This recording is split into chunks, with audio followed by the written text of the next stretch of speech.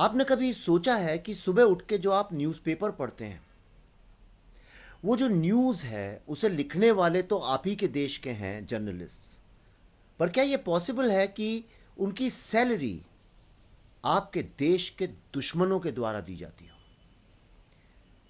क्या आप सोच सकते हैं कि आपके बच्चे जो स्कूल में पढ़ने जा रहे हैं, वहाँ जो टीचर्स और प्रोफेसर्स हैं,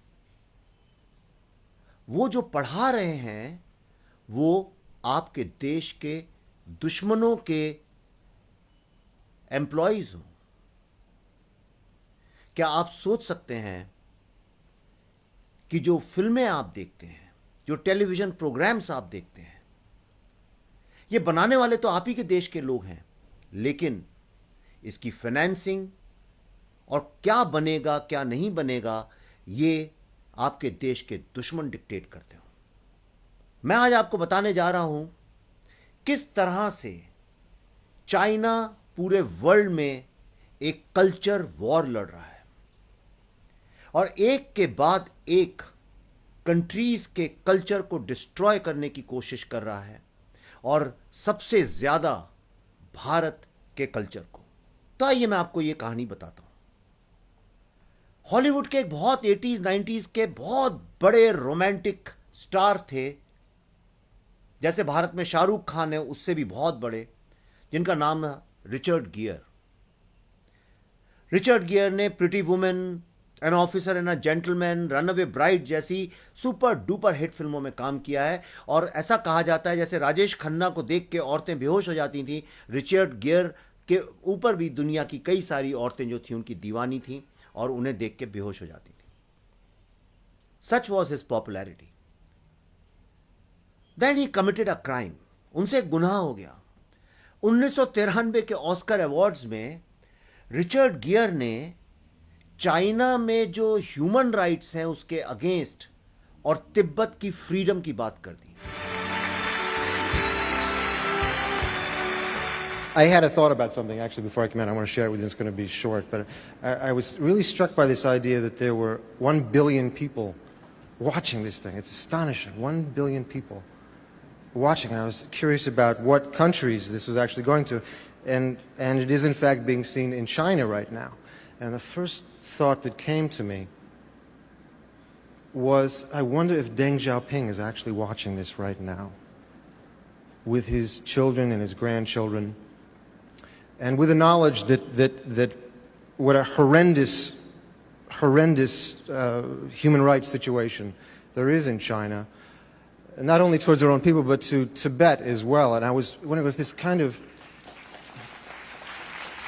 if something miraculous and really kind of movie-like could happen here, where we could all kind of send love and truth and kind of sanity to Deng Xiaoping right now in Beijing, that he will take his troops and take the Chinese away from Tibet and allow these people to live as free, independent people again. So, thought, we send this thought out. बस फिर क्या था? सबसे पहले academy awards ने उनको ban कर दिया। उसके बाद उनको फिल्में मिलनी बंद हो गई और धीरे धीरे रिचर्ड गियर का करियर हॉलीवुड ने ही खत्म कर दिया। पर क्यों? क्योंकि हॉलीवुड को जो कंट्रोल करते हैं वो हैं चाइनीज।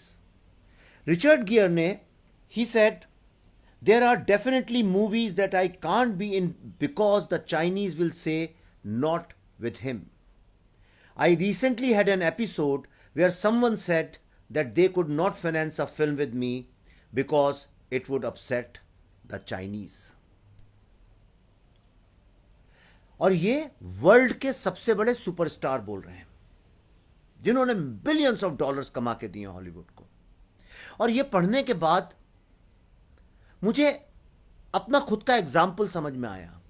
मैंने एक फिल्म बनाई थी जिसका नाम था बुद्धा इन अ ट्रैफिक जैम। उस फिल्म की थीम ये थी कि किस तरह से भारत में पिछले 50 साल से चाइना एक प्रॉक्सी वॉर लड़ रहा है नक्सलिज्म के नाम से, जिसको अब माओइज्म के नाम से माना जाता है। और ये पूरा का पूरा माओइस्ट आइडियोलॉजी से कंट्रोल्ड है और इसका मकसद है भारत को हर समय एनार्की में रखना और धीरे धीरे आर्म्ड रेवोल्यूशन से भारत से डेमोक्रेसी को हटाना। और इसलिए ये लोग भारत में भारत के स्टूडेंट्स को एम्प्लॉय करके, यूनिवर्सिटी के प्रोफेसर्स, एनजीओज, मीडिया, इंटेलेक्चुअल्स का एक नेक्सस बना के भारत के स्टूडेंट्स को यूज करके भारत के ही खिलाफ एक वॉर लड़ रहे हैं। और फिल्म की थीम थी कि एक यंग लड़का है जो कि बी स्कूल का है, और वो कहता है, इसका पर्दाफाश करता है और कहता है कि नए भारत के निर्माण के लिए बीच में से मिडिल मैन को निकालना आवश्यक है। जब वो फिल्म मैंने बनाई तो पूरा का पूरा बॉलीवुड मेरे अगेंस्ट खड़ा हो गया, डिस्ट्रीब्यूटर्स, प्रोड्यूसर्स, स्टूडियोज। मुझे ऐसा लगा कि शायद ये किसी कारण होगा, कुछ प्रोफेशनल कारण होगा। लेकिन जब ये फिल्म मैंने भारत के टॉप यूनिवर्सिटीज में दिखाने की कोशिश की, जैसे जेएनयू और जादवपुर यूनिवर्सिटी, जो दोनों की दोनों पूरी तरह से माओइस्ट यूनिवर्सिटीज हैं, ये 100% यहाँ के प्रोफेसर्स माओइज्म पे बिलीव करते हैं, यहाँ के स्टूडेंट्स करते हैं। तो इन स्टूडेंट्स ने मेरे ऊपर अटैक किया, असॉल्ट किया, मेरा कंधा तोड़ा, मेरी गाड़ी तोड़ी, रॉड्स लेके आए, मेरी फिल्म की स्क्रीन फाड़ दी। क्यों? वो तो भारत के स्टूडेंट्स हैं।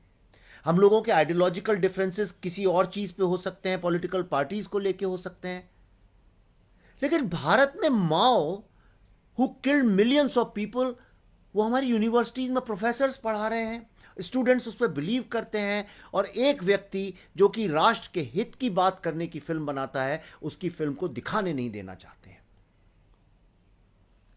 मैं आपको एक तीसरा एग्जाम्पल बताता हूं। आपने एक बड़ी फेमस ग्रेविटी फिल्म देखी होगी। It's one of the classics. It got many Oscar awards also. आपने देखा होगा ग्रेविटी फिल्म में सैंड्रा बुलक जब वो फंस जाती है, she has to survive, what does she find? She finds a Chinese space station. सोचिए क्यों। मैं और एक आपको एग्जांपल बताता हूं। एक फिल्म है जिसका नाम है डॉक्टर स्ट्रेंज। डॉक्टर स्ट्रेंज में ओरिजिनल फिल्म में, ओरिजिनल स्क्रिप्ट में जो बनने जा रही थी, शूट होने जा रही थी, उसमें एक main character was a Tibetan character. लेकिन लास्ट मिनट पे उस कैरेक्टर को चेंज किया गया and he became a Celtic character. और ऐसे तमाम एग्जाम्पल्स हैं। आप सबसे आसान है, गूगल पे जाइए और सिर्फ ये टाइप करिए Chinese influence on Hollywood movies, आपको लिस्ट मिल जाएगी, films after films, some of your best most favourite films and some of the biggest blockbusters. उनकी थीम में कहीं ना कहीं चाइनीज आइडियोलॉजी, चाइनीज इन्फ्लुएंस कहीं ना कहीं आपको मिलेगा। No wonder Richard Gere's entire acting career was destroyed because he spoke against China.